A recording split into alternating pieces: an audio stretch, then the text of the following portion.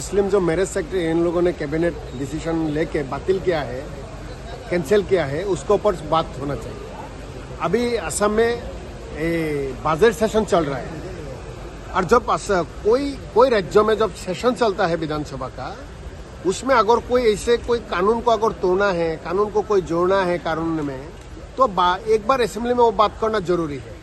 लेकिन असम गवर्नमेंट ने ये कोई बात नहीं किया। आज लास्ट डेट है, 2 दिन पहले कैबिनेट में डिसीजन ले लिया, जो मुस्लिम मैरिज एक्ट 1935 है उसको वो लोग कैंसिल कर दिया। ये कैसे होता है? अरे भाई, कोई कानून अगर उसको अमेंडमेंट करना चाहिए, क्या होगा उसको बातचीत करना चाहिए ना। ऐसे होता है क्या ये देश में? तो उन लोगों ने वो हम लोग का डिमांड था, एक बार बात कर लीजिए।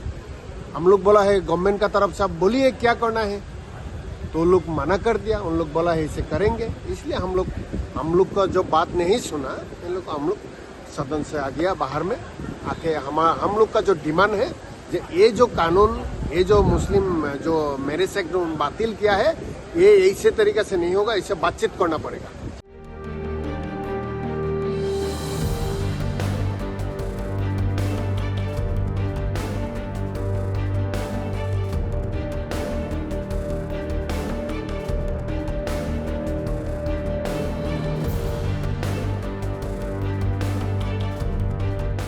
Marriage and divorce registration act 1935, इसको आसाम कैबिनेट में डिसीजन लिया इसको बातिल करने का, और वो बिल नहीं लाएंगे, कैबिनेट ने इसको डिसीजन लिया। हमने उसी को एडजर्न मोशन लाया था कि कैबिनेट को ये किसने हक दिया है, ये इंडिया के कॉन्स्टिट्यूशन को वायलेट करते हुए कैबिनेट में डिसीजन लिया है। ये 1935 का एक्ट है। ये इंडिया का कॉन्स्टिट्यूशन ने यहाँ के बसने वाले रिलीजियस जो लोग हैं उनको उनके पर्सनल लॉज को अलाउ किया है। ये मुस्लिम पर्सनल लॉज के अंडर में हमारा मैरिज एंड डिवोर्स एक्ट है। ये बिल्कुल इंडिया कॉन्स्टिट्यूशन अलाउ किया हुआ है। इसको कैबिनेट का हक नहीं बनता कैबिनेट इसको बातिल करे।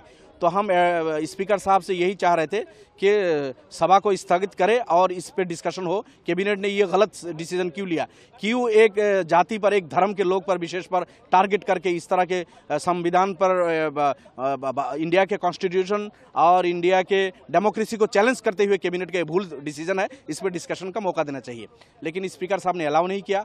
हमने इस पे धरना दिया, हमारा माइक बंद कर दिया गया है। एक तरफा वहाँ सीएम का माइक चलता रहा, लेकिन हमारा सब अपोजिशन का माइक बंद कर दिया।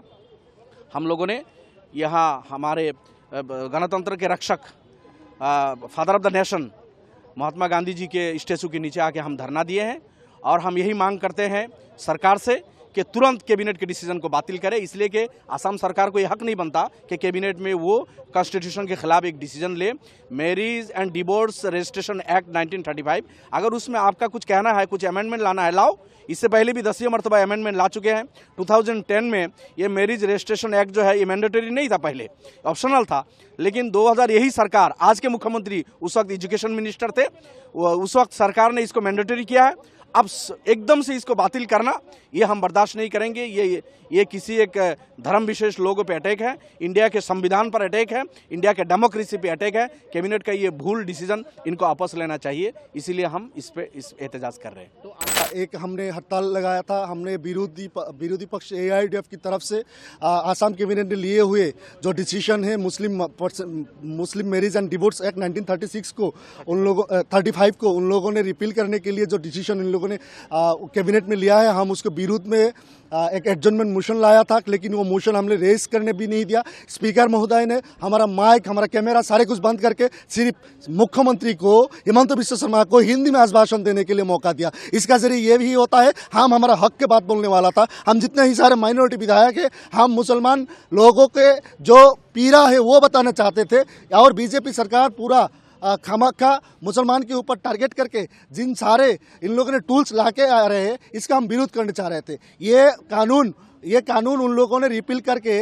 मुसलमान के अंदर उनको जो खुद का जो अधिकार था, मुस्लिम पर्सनल जो लॉ था, इन सारे चीज़ को इन लोगों ने पूरे डेमोलिश करना चाहते हैं। ये डेमोक्रेसी के लिए थ्रेट है। बीजेपी को पूरा देश भर के लोग हटाना है। ये बीजेपी पहले अल्पसंख्यक को पकड़ा है, इसके बाद ट्राइबल को, इसके बाद OBC वाला को सारे पकड़ेंगे। ये सिर्फ मनुवादी एजेंडा में विश्वास करता है, इसलिए पहले मनुवादी एजेंडा में किसी को अगर हटाना है, उसको वो मुस्लिम, ईसाई इन लोगों के बाद ही बाकी सारे लोग जो पिछले हुए जाति का लोग हैं इनका भी बारी आएंगे। इस बार आसाम में मुस्लिम पर्सनल लॉ के ऊपर जो अटैक हो रहा है ये अगले दिन में पूरा हिंदुस्तान में होने वाला है। हम मुसलमान आसाम में खतरे में है ये बात साबित करके, और असेंबली के अंदर मुख्यमंत्री महोदय ने जिन सारे बातों को उन्हें रखा है ये बात को हम धिक्कार करते हैं।